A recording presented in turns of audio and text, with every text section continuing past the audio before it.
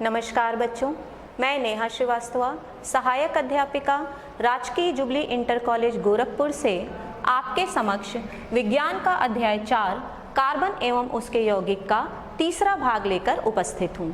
बच्चों, इस अध्याय का पहला 2 भाग आप पिछले वीडियोज़ में देख चुके हैं।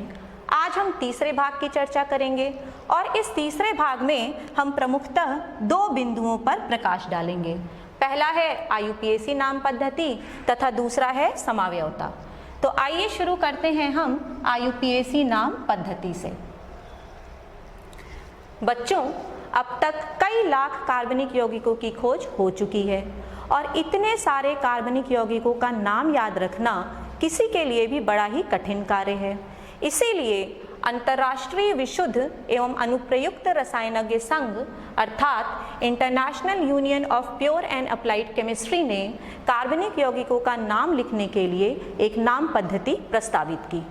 इसके पश्चात कार्बनिक यौगिकों का नाम लिखना बड़ा ही सरल कार्य हो गया। तो आइए देखते हैं क्या है ये IUPAC नाम पद्धति। बच्चों, जैसे किसी भी व्यक्ति के नाम को हम कई भागों में बांट सकते हैं। मान लीजिए किसी व्यक्ति का नाम है रमेश चंद्र गुप्ता, तो इनके नाम को आप 3 भागों में बांट सकते हैं। पहला भाग हो जाएगा रमेश, दूसरा हो जाएगा चंद्र तथा तीसरा हो जाएगा गुप्ता। इसी प्रकार कार्बनिक यौगिकों के नाम को भी हमने कई भागों में बांट दिया है और ये 5 भाग होते हैं। तो आइए देखते हैं ये 5 भाग कौन कौन से हैं। पहला भाग होता है द्वितीयक पूर्व लग्न, दूसरा भाग होता है प्राथमिक पूर्व लग्न, फिर मुख्य श्रृंखला, फिर बंध और 5वां भाग होता है अनुलग्न। तो अब हम इनके बारे में एक एक करके सीखेंगे।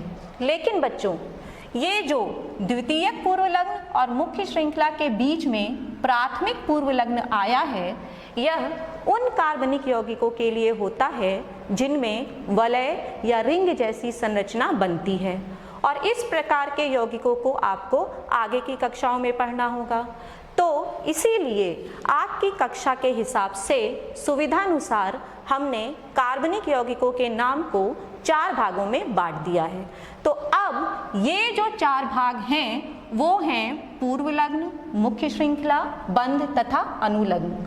और बच्चों, ये जो प्राथमिक पूर्व लग्न है, इसमें जो वलय जैसी संरचना बनती है उसके लिए हम साइक्लो शब्द का प्रयोग करते हैं, लेकिन इसे आपको आगे की कक्षाओं में पढ़ना है, इसीलिए हम आज सिर्फ 4 भागों की चर्चा करेंगे। तो आइए हम शुरू करते हैं इन 4 भागों से। सबसे पहले आपको इन चारों में से जानना होगा कि ये मुख्य श्रृंखला क्या होती है। तो शुरू करते हैं हम मुख्य श्रृंखला से। बच्चों, मुख्य श्रृंखला से तात्पर्य होता है कि आपके कार्बनिक यौगिक में उपस्थित कार्बन के परमाणुओं की सबसे लंबी श्रृंखला कौन सी है।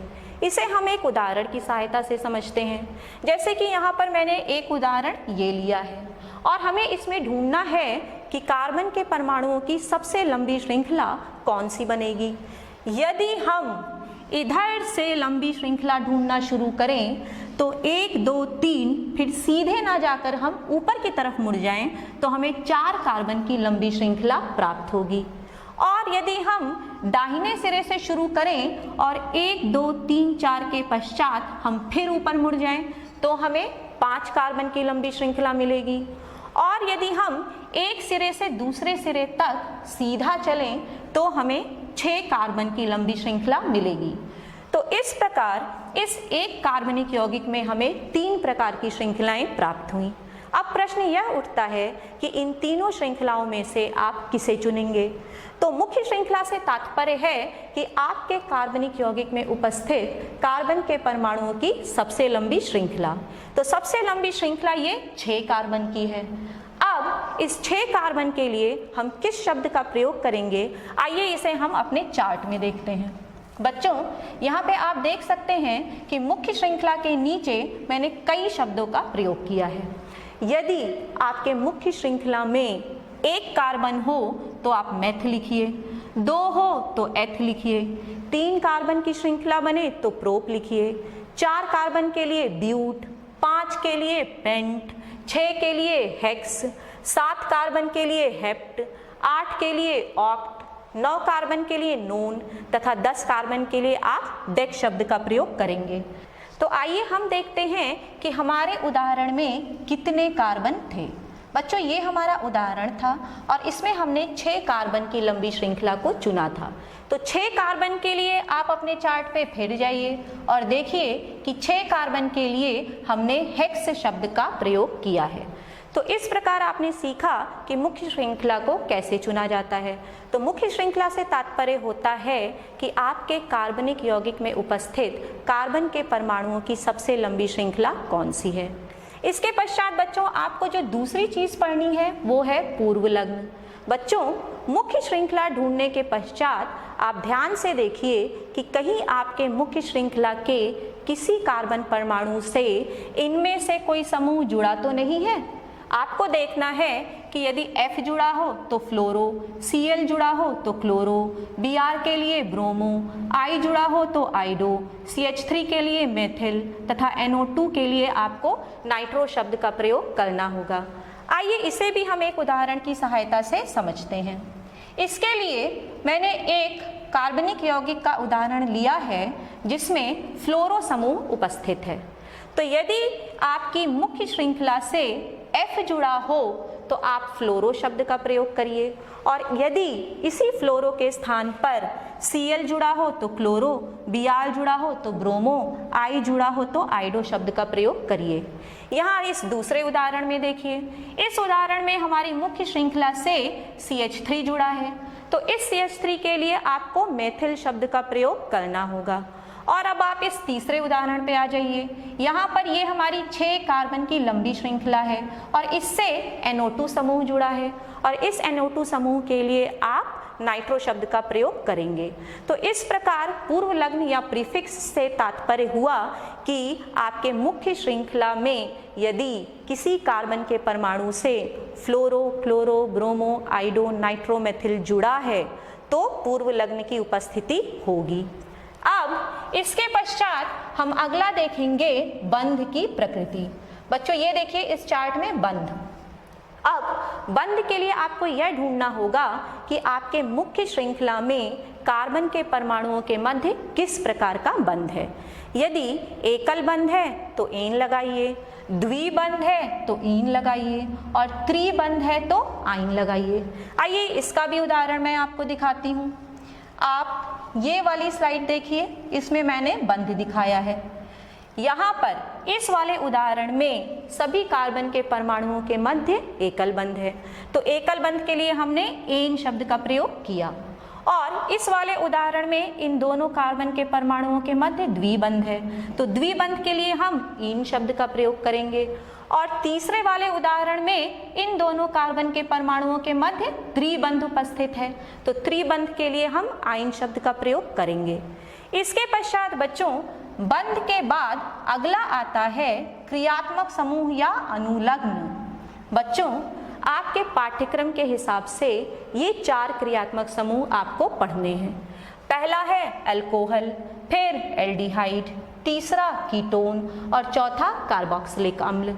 बच्चों यदि आपकी मुख्य श्रृंखला में उपस्थित किसी भी कार्बन के परमाणु से OH जुड़ा हो तो आप समझ जाइए कि अल्कोहल क्रियात्मक समूह उपस्थित है और इसके लिए आपको ऑल शब्द का प्रयोग करना होगा। जैसे कि आप इस उदाहरण में देखिए कि आपकी मुख्य श्रृंखला से OH जुड़ा है तो इसके लिए आप ऑल शब्द का प्रयोग करेंगे। इसके पश्चात आप इस वाले उदाहरण को देखिए, इसमें CHO समूह उपस्थित है और CHO समूह की पहचान एल्डिहाइड के रूप में की जाती है और जब यह CHO समूह या एल्डिहाइड उपस्थित हो तो इसके लिए हम अल शब्द का प्रयोग करते हैं। फिर अगला क्रियात्मक समूह है कीटोन। बच्चों आपको कीटोन के विषय में मैंने बताया था कि कीटोन की पहचान होती है जब C डबल बॉन्ड O के दोनों तरफ कार्बन की श्रृंखलाएं उपस्थित हों। जैसे यहाँ पे आप देख सकते हैं कि ये C डबल बॉन्ड O है और इसके दोनों तरफ कार्बन की श्रृंखला उपस्थित है। तो जब C डबल बॉन्ड O के दोनों तरफ कार्बन की श्रृंखला उपस्थित होगी तो इसकी पहचान कीटोन समूह के रूप में की जाएगी और इसके लिए जिस शब्द का प्रयोग हम करेंगे वह होगा ऊन। फिर अगला क्रियात्मक समूह है आपका कार्बोक्सिलिक अम्ल। इसकी पहचान COOH से की जाती है। आप यहाँ पे देख सकते हैं कि आपकी मुख्य श्रृंखला से COOH समूह जुड़ा हुआ है और इसकी पहचान होती है कार्बोक्सिलिक अम्ल के रूप में, तथा इसके लिए हम जिस शब्द का प्रयोग करते हैं वह होता है ओइक अम्ल। तो इस प्रकार बच्चों आपने 4 चीज़ों के बारे में इस चार्ट की हेल्प से सीखा। पहला था पूर्व लग्न, फिर मुख्य श्रृंखला, फिर बंध और फिर अनुलग्न। पूर्व लग्न से तात्पर्य था कि आपके मुख्य श्रृंखला में किसी कार्बन के परमाणु से fluoro, chloro, bromo, iodo, nitro या मेथिल समूह जुड़े हों। मुख्य श्रृंखला से तात्पर्य था कि आपके कार्बनिक यौगिक में सबसे लंबी कार्बन की श्रृंखला कौन सी है। फिर बंध से तात्पर्य था कि मुख्य श्रृंखला में कार्बन के परमाणुओं के मध्य किस प्रकार का बंध है, एकल बंध है, द्विबंध है या त्रिबंध है। फिर अनुलग्न से तात्पर्य था कि आपके मुख्य श्रृंखला में उपस्थित किसी कार्बन के परमाणु से क्रियात्मक समूह जुड़ा है या नहीं। तो बच्चों इस प्रकार आपने सीखा कि कार्बनिक यौगिक में किस प्रकार पूर्व लग्न, मुख्य श्रृंखला, बंध तथा अनुलग्न की पहचान की जाती है। अब इसके पश्चात एक महत्वपूर्ण कार्य और बच जाता है और वह है कार्बन के परमाणुओं का संख्याक्रम लिखना। तो आइए देखते हैं कि कार्बन के परमाणुओं का संख्याक्रम किस प्रकार लिखा जाता है। तो कार्बन के परमाणुओं का संख्याक्रम हमेशा आप उस सिरे से लिखिए जिस सिरे से पूर्व लग्न, द्विबंध, त्रिबंध अथवा क्रियात्मक समूह को कम से कम अंक मिले। फिर से सुनिए, आप मुख्य श्रृंखला का संख्याक्रम उस सिरे से लिखिए जिस सिरे से पूर्व लग्न, द्विबंध, त्रिबंध अथवा क्रियात्मक समूह को कम से कम अंक मिले। आइए इसे हम उदाहरण की सहायता से समझते हैं। जैसे कि इस पहले उदाहरण में आप देख सकते हैं कि फ्लोरो समूह की उपस्थिति है, तो हमें फ्लोरो समूह को कम से कम अंक दिलाना होगा। यदि हम इसका संख्याक्रम इस सिरे से शुरू करें तो फ्लोरो को तीसरा अंक मिलेगा और यदि हम इस सिरे से शुरू करें तो फ्लोरो को दूसरा अंक मिलेगा। तो नियमानुसार हमें फ्लोरो को निम्नतम अंक दिलाने के लिए इस वाली श्रृंखला को चुनना पड़ेगा। इसके पश्चात आप देखिए कि यदि आपके मुख्य श्रृंखला में द्विबंध अथवा त्रिबंध उपस्थित हो तो क्या करेंगे। यदि हम इस सिरे से संख्याक्रम लिखें तो द्विबंध को तीसरा अंक मिलेगा और इस सिरे से लिखें तो द्विबंध को दूसरा अंक मिलेगा। तो निम्नतम अंक दिलाने के लिए हमने ये वाली श्रृंखला को चुन लिया। इसके पश्चात आप देखिए बच्चों कि यदि आपकी मुख्य श्रृंखला में क्रियात्मक समूह उपस्थित हो तो क्या करेंगे। जैसे कि यहाँ पर OH अथवा अल्कोहल समूह उपस्थित है, तो यदि हम इसका संख्याक्रम इस सिरे से लिखेंगे तो OH हमारा चौथे स्थान पर आ जाएगा और यदि हम इस सिरे से लिखेंगे तो OH हमारा दूसरे स्थान पर आ जाएगा। तो निम्नतम अंक दिलाने के लिए हमने इस वाली श्रृंखला को चुन लिया। अब इसके पश्चात हम अलग अलग उदाहरणों की प्रैक्टिस करेंगे। जैसे कि आप देख सकते हैं कि ये पहला कार्बनिक यौगिक है और इस कार्बनिक यौगिक में क्लोरो ग्रुप की उपस्थिति है। तो हमें क्या करना होगा, हमें संख्याक्रम उस सिरे से लिखना होगा जिस सिरे से क्लोरो को निम्नतम अंक प्राप्त हो। सबसे पहले बच्चों आपको ढूंढना होगा कि मुख्य श्रृंखला में कितने कार्बन हैं। तो आप देखिए मुख्य श्रृंखला में 1 2 3 4 कार्बन हैं और 4 कार्बन के लिए हम क्या लिखते हैं, ब्यूट। इसके पश्चात आप मुख्य श्रृंखला का संख्याक्रम लिखिए। तो आप कोशिश करिए कि क्लोरो को निम्नतम अंक दिलाइए। यदि हमने इस सिरे से लिखा तो क्लोरो को दूसरा स्थान मिलेगा और यदि हमने इस सिरे से लिखा तो क्लोरो को तीसरा स्थान मिलेगा। तो हम इस वाली श्रृंखला को चुन लेंगे। इसके पश्चात बच्चों आता है पूर्व लग्न। यदि आपके मुख्य श्रृंखला से fluoro, chloro, bromo, iodo, nitro, methyl जैसे समूह जुड़े हों तो पूर्व लग्न उपस्थित होता है। जैसे कि इस श्रृंखला में Cl समूह उपस्थित है, तो इस Cl का कौन सा स्थान है, दूसरा। तो हमने यहाँ पर लिख दिया 2 क्लोरो। अब इसके पश्चात हम बंध की प्रकृति देखेंगे। चारों कार्बन के परमाणुओं के मध्य एकल बंध है और एकल बंध के लिए हम एन लिखते हैं। इसके पश्चात आता है क्रियात्मक समूह। कोई भी क्रियात्मक समूह एल्डिहाइड, कीटोन, कार्बोक्सिलिक अम्ल उपस्थित नहीं है, तो हमने क्या लिख दिया, हमने लिख दिया अनुपस्थित। इसके पश्चात बच्चों हम इन्हें अब व्यवस्थित क्रम में लिखना सीखेंगे। तो व्यवस्थित क्रम देखिए क्या होता है। पहले होता है पूर्व लग्न, फिर होता है मुख्य श्रृंखला, फिर बंध और फिर अनुलग्न। आप पूर्व लग्न में देखिए, पूर्व लग्न में है 2 क्लोरो तो आप लिखिए 2 क्लोरो। फिर मुख्य श्रृंखला में देखिए, मुख्य श्रृंखला में हमने ब्यूट लिखा है तो आप यहाँ पर ब्यूट लिख दीजिए। फिर बंध की प्रकृति में एन लिखा है, आप एन लिख दीजिए। कोई भी क्रियात्मक समूह उपस्थित नहीं है तो आप अनुलग्न को छोड़ दीजिए। तो इस प्रकार इसका क्या नाम हो गया, इसका नाम हो गया 2 क्लोरो ब्यूटेन। अब हम दूसरा उदाहरण देखते हैं। बच्चों इस दूसरे उदाहरण में क्या खास बात है, इस दूसरे उदाहरण में द्विबंध उपस्थित है तो आपको अपने द्विबंध को निम्नतम अंक दिलाने होंगे। सबसे पहले हम ढूंढेंगे कि मुख्य श्रृंखला में कितने कार्बन हैं। तो मुख्य श्रृंखला में 1 2 3 4 5 कार्बन है तो 5 कार्बन के लिए हमने पेंट लिखा। इसके पश्चात हम कोशिश करेंगे कि हमारे द्विबंध को निम्नतम अंक प्राप्त हो। यदि हम इस सिरे से संख्या क्रम लिखें तो द्विबंध को तीसरा स्थान मिलता है और यदि हम इस सिरे से संख्या क्रम लिखें तो द्विबंध को दूसरा स्थान मिलता है और हमें अपने द्विबंध को निम्नतम अंक दिलाने हैं तो हम ये वाली श्रृंखला को चुन लेंगे। कोई भी पूर्व लग्न फ्लोरो, क्लोरो, ब्रोमो, आइडो, नाइट्रो, मेथिल उपस्थित नहीं है तो हमने यहाँ पर लिख लिया अनुपस्थित। इसके पश्चात बंध की प्रकृति। बच्चों इस श्रृंखला में द्विबंध उपस्थित है और द्विबंध के लिए हम लिखते हैं ईन और यह ईन या द्विबंध कौन से स्थान पर है, दूसरे स्थान पर। तो हमने क्या लिख दिया, हमने लिखा 2 ईन। इसके पश्चात क्रियात्मक समूह कोई भी उपस्थित नहीं है तो उसे आप छोड़ दीजिए। अब इसे व्यवस्थित क्रम में लिखिए। सबसे पहले आप देखिए पूर्व लग्न, पूर्व लग्न अनुपस्थित है इसे आप छोड़ दीजिए। फिर मुख्य श्रृंखला, मुख्य श्रृंखला में 5 कार्बन है तो आपने लिखा पेंट। इसके पश्चात बंध, बंध में हमने लिखा है 2 ईन तो आप लिख दीजिए 2 ईन। फिर अनुलग्न, कोई भी क्रियात्मक समूह उपस्थित नहीं है तो इसे आप छोड़ दीजिए। इस प्रकार इसका क्या नाम हो गया, इसका नाम हो गया पेंट 2 ईन। अब आप तीसरा उदाहरण देखिए। इस तीसरे उदाहरण में त्रिबंध पाया जाता है तो आपको इस त्रिबंध को निम्नतम अंक दिलाने होंगे। सबसे पहले आप देखिए मुख्य श्रृंखला में कितने कार्बन उपस्थित हैं। तो मुख्य श्रृंखला में 1 2 3 4 कार्बन है तो हमने लिखा ब्यूट। इसके पश्चात मुख्य श्रृंखला का संख्या क्रम लिखिए अर्थात त्रिबंध को निम्नतम अंक दिलाइए। यदि हमने इस सिरे से संख्या क्रम लिखा तो त्रिबंध को तीसरा स्थान मिलेगा और इस सिरे से संख्या क्रम लिखा तो त्रिबंध को पहला स्थान मिलेगा। तो हम इस पहले स्थान वाली श्रृंखला को चुन लेंगे। इसके पश्चात पूर्व लग्न फ्लोरो, क्लोरो, ब्रोमो, आइडो, नाइट्रो, मेथिल उपस्थित नहीं है इसे आप छोड़ दीजिए। फिर बंध, बंध आप देखिए यहाँ पर एक त्रिबंध की उपस्थिति है और वह भी पहले स्थान पर तो हमने लिखा 1 आइन। क्रियात्मक समूह एल्डिहाइड, कीटोन, कार्बोक्सिलिक अम्ल उपस्थित नहीं है तो हमने लिख दिया अनुपस्थित। अब हमें क्या करना होगा, अब हमें इन्हें व्यवस्थित क्रम में लिखना होगा। सबसे पहले है पूर्व लग्न, पूर्व लग्न अनुपस्थित है आप छोड़ दीजिए। फिर मुख्य श्रृंखला, मुख्य श्रृंखला में 4 कार्बन है आप लिखिए ब्यूट।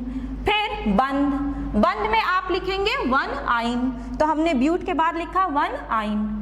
कोई भी अनुलग्न या क्रियात्मक समूह उपस्थित नहीं है तो हमने लिख दिया अनुपस्थित। इस प्रकार इसका क्या नाम हो गया, इसका नाम हुआ ब्यूट 1 आइन। अब आप चौथा उदाहरण देखिए। इस चौथे उदाहरण में आपको OH समूह दिख रहा होगा तो आपको क्या करना है, आपको इस OH समूह को निम्नतम अंक दिलाने होंगे। सबसे पहले मुख्य श्रृंखला में देखिए, मुख्य श्रृंखला में 1 2 3 कार्बन है और 3 कार्बन के लिए हम जिस शब्द का प्रयोग करते हैं वह है प्रोप। फिर मुख्य श्रृंखला का संख्या क्रम, आप कार्बन के परमाणुओं का संख्या क्रम उस सिरे से लिखेंगे जिस सिरे से OH को निम्नतम अंक मिले। यदि हमने इस सिरे से शुरू किया तो भी OH को दूसरा अंक मिलेगा और यदि हमने इस सिरे से शुरू किया तो भी OH को दूसरा अंक मिलेगा, अर्थात हम कोई भी चेन चुन सकते हैं। फिर पूर्व लग्न, कोई भी पूर्व लग्न उपस्थित नहीं है तो हमने लिख दिया अनुपस्थित। बंध की प्रकृति, तीनों कार्बन के परमाणुओं के मध्य एकल बंध है तो हमने यहाँ पर लिखा एन। फिर क्रियात्मक समूह, क्रियात्मक समूह यहाँ पर अल्कोहल है और वह भी दूसरे स्थान पर तो हम अल्कोहल के लिए लिखते हैं ऑल और उसका स्थान हुआ दूसरा तो हमने लिखा 2 ऑल। आइए अब हम इसे व्यवस्थित क्रम में लिखते हैं। सबसे पहले हमें लिखना है पूर्व लग्न अनुपस्थित है, आप छोड़ दीजिए। फिर मुख्य श्रृंखला के लिए हमने लिखा प्रोप, तो यहाँ पे हमने लिख दिया प्रोप। फिर बंध के लिए हम लिखेंगे एन। फिर बंध के पश्चात अनुलग्न है हमारा टू ऑल, तो हमने लिखा टू ऑल। तो इसका क्या नाम हो गया बच्चों? इसका नाम हो गया प्रोप एन टू ऑल। अब हम अगला उदाहरण देखते हैं। इस उदाहरण में बच्चों कौन सा क्रियात्मक समूह उपस्थित है? इस उदाहरण में एल्डिहाइड है, तो एल्डिहाइड के लिए हम अल शब्द का प्रयोग करेंगे।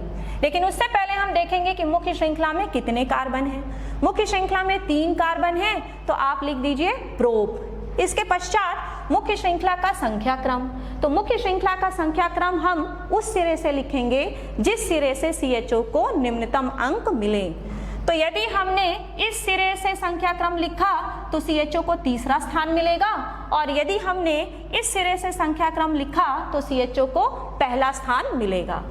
कोई भी पूर्व लग्न उपस्थित नहीं है, तो हमने लिख दिया अनुपस्थित। इसके पश्चात बंध की प्रकृति, तीनों कार्बन के परमाणुओं के मध्य एकल बंध है, तो हमने लिखा एन। और क्रियात्मक समूह एल्डिहाइड है, और एल्डिहाइड के लिए हम लिखते हैं अल, और उसका कौन सा स्थान है? उसका स्थान पहला है, तो हमने लिखा 1 अल। आइए अब हम इसे व्यवस्थित क्रम में लिखेंगे। तो सबसे पहले पूर्व लग्न अनुपस्थित है, आप छोड़ दीजिए। फिर मुख्य श्रृंखला में 3 कार्बन हैं, तो 3 कार्बन के लिए हमने लिख दिया प्रोप। इसके पश्चात बंध के लिए हमने लिखा है एन, तो यहाँ पे हमने लिख दिया एन। फिर अनुलग्न के लिए 1 अल, तो हमने यहाँ पर लिख दिया 1 अल, तो इसका नाम हो गया प्रोप एन 1 अल। अब इसके पश्चात हम अगला उदाहरण देखेंगे। बच्चों इस उदाहरण में C डबल बॉन्ड O अर्थात कीटोन समूह उपस्थित है। सबसे पहले मुख्य श्रृंखला में आप देखिए 4 कार्बन हैं, तो 4 कार्बन के लिए हमने लिखा ब्यूट। इसके पश्चात मुख्य श्रृंखला का संख्या क्रम, अर्थात उस सिरे से संख्या क्रम लिखिए जिस सिरे से C डबल बॉन्ड O को निम्नतम अंक मिले। यदि हमने इस सिरे से लिखा तो C डबल बॉन्ड O को दूसरा स्थान मिलेगा, और यदि हमने इस सिरे से लिखा तो C डबल बॉन्ड O को तीसरा स्थान मिलेगा। पूर्व लग्न पे आइए। फ्लोरो, क्लोरो, ब्रोमो, आइडो, नाइट्रो, मेथिल उपस्थित नहीं है, तो आप इसे छोड़ दीजिए। हमने लिखा अनुपस्थित। फिर बंध की प्रकृति, यहाँ पे आप देख सकते हैं कि एकल बंध उपस्थित है, तो हमने लिख दिया एन। फिर क्रियात्मक समूह, कीटोन के लिए हम लिखते हैं ओन, और उसका कौन सा स्थान है? उसका स्थान है दूसरा, तो हमने लिख दिया 2 ओन। इसके पश्चात अब हम इसे व्यवस्थित क्रम में लिखेंगे।